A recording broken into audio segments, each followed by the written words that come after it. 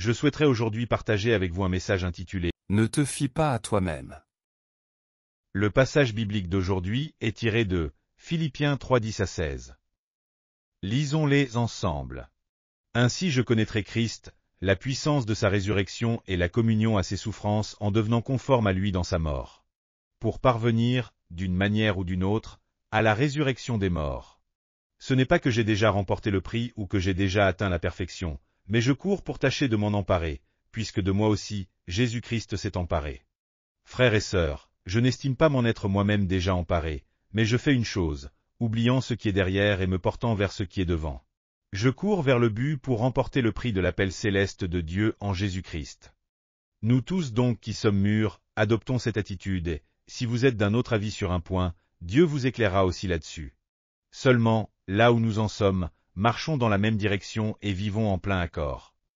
En avril dernier, un avion de chasse appartenant à l'armée de l'air s'est écrasé. Alors qu'il rentrait d'un entraînement, entraînant la mort tragique de ses deux pilotes. La cause de cet accident est que l'appareil, en vol à travers les nuages, a été victime d'une illusion sensorielle du pilote, ce qui a conduit au crash. L'illusion sensorielle en vol est un phénomène où la perception visuelle du pilote est trompée, provoquant ainsi des accidents. C'est pourquoi tous les pilotes reçoivent une formation pour ne pas se fier uniquement à leur vue, mais pour suivre les instruments de bord. Lorsque vous êtes assis dans le cockpit d'un avion, ne faites jamais confiance à vos propres sensations. Surtout lorsque vous volez dans des conditions météorologiques difficiles, que vous atteignez une altitude élevée, ou que vous déviez de votre trajectoire en vol, ne vous fiez jamais à vous-même. Dans ces moments-là, fiez-vous uniquement aux instruments de bord. Les sensations et l'expérience humaine sont imparfaites, c'est pourquoi nous avons besoin d'un tableau de bord fiable. Dans Psaume 119 105, il est écrit « Ta parole est une lampe à mes pieds et une lumière sur mon sentier ». Le tableau de bord de notre vie est la parole de Dieu, la Bible. Quelle que soit la situation à laquelle nous sommes confrontés, nous ne devons pas nous appuyer sur nos propres pensées, mais nous devons avancer en nous appuyant sur la parole de Dieu. Tout d'abord, nous allons partager sur le fait de ne pas se fier à soi-même. Tout comme un pilote ne doit pas faire confiance à ses propres sensations. Nous ne devons pas non plus vivre en nous fiant à nous-mêmes dans la vie. Beaucoup de personnes ne croient pas en Dieu et vivent en étant leur propre maître. Elles mènent une vie athée et humaniste. Dans Psaume 53:1, il est écrit « L'insensé dit en son cœur, il n'y a point de Dieu. Ils se sont corrompus, ils ont commis des actions abominables, il n'en est aucun qui fasse le bien. » Le livre des Juges, dans l'Ancien Testament, relate les événements survenus après que le peuple d'Israël soit entré dans la terre promise, Canaan. Après avoir été esclaves en Égypte pendant 430 ans, Dieu les a conduits vers une terre où coule le lait et le miel par l'intermédiaire de Moïse.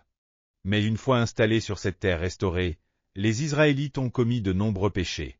Dans le pays de Canaan, le peuple d'Israël n'a pas suivi la parole de Dieu, leur roi, et a vécu selon sa propre volonté. Le livre des Juges se termine par ces paroles. Dans Juges 21-25, il est écrit « En ce temps-là, il n'y avait point de roi en Israël. Chacun faisait ce qui lui semblait bon.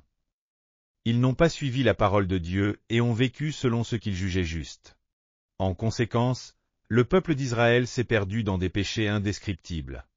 Aujourd'hui encore, beaucoup de gens s'éloignent de Dieu, se considérant comme les maîtres de leur propre vie, et agissent selon ce qu'ils jugent bon. Ils pensent être les propriétaires de leur vie.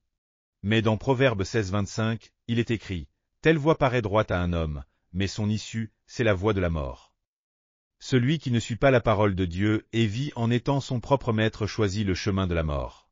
Et ce chemin, cette vie, ne peut jamais être heureuse. L'être humain a été créé pour servir Dieu. Ce n'est que lorsque Dieu gouverne et prend soin de cette vie que l'on peut expérimenter le véritable bonheur. Deuxièmement, nous allons partager sur lorsque nous faisons face aux tempêtes de la vie. Dans notre vie, il n'y a pas que des jours heureux. Il arrive parfois que de violentes tempêtes se lèvent, nous empêchant de voir ne serait-ce qu'un pas devant nous et de savoir où aller. Une personne en bonne santé peut soudainement tomber malade.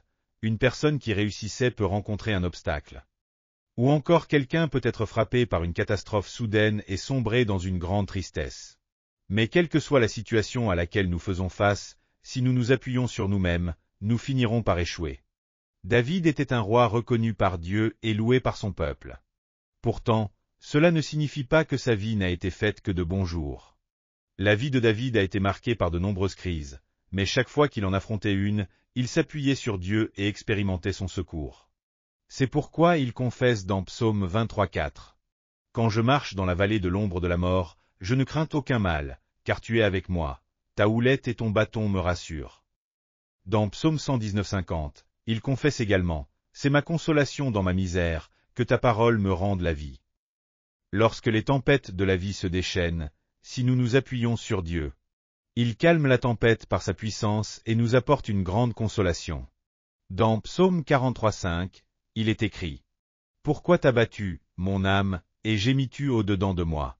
Espère en Dieu, car je le louerai encore, il est mon salut et mon Dieu. » Dans Ésaïe 43:2-3, il est écrit « Si tu traverses les eaux, je serai avec toi, et les fleuves, ils ne te submergeront point.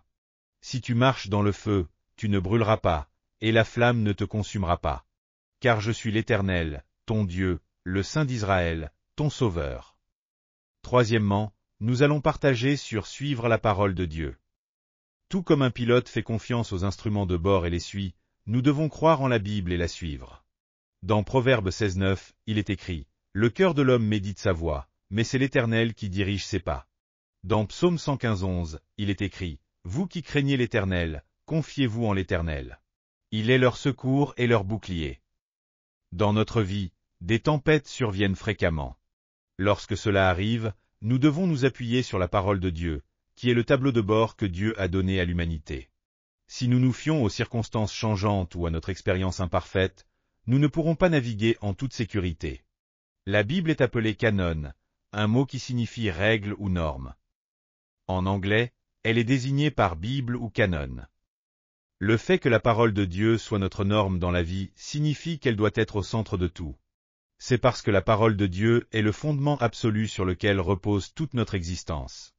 Le saumon parcourt environ 20 000 km pour retourner à l'endroit où il est né afin de pondre ses œufs. De même, la sterne arctique migre jusqu'en Antarctique pour passer l'hiver.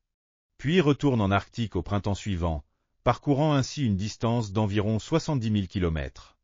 Ces animaux sont capables de retrouver leur chemin sur des dizaines de milliers de kilomètres. Cependant, la brebis est un animal qui a une mauvaise vue et se perd facilement. La Bible nous compare à ces brebis. Dans Ésaïe 53:6, il est écrit « Nous étions tous errants comme des brebis, chacun suivait sa propre voie. » On dit que la brebis a une vue plus mauvaise que tout autre animal. Comme elle se perd facilement, elle a absolument besoin d'un berger. C'est en suivant la direction du berger qu'elle peut trouver de l'herbe fraîche à manger et être protégée des attaques des lions. Notre berger, c'est Jésus.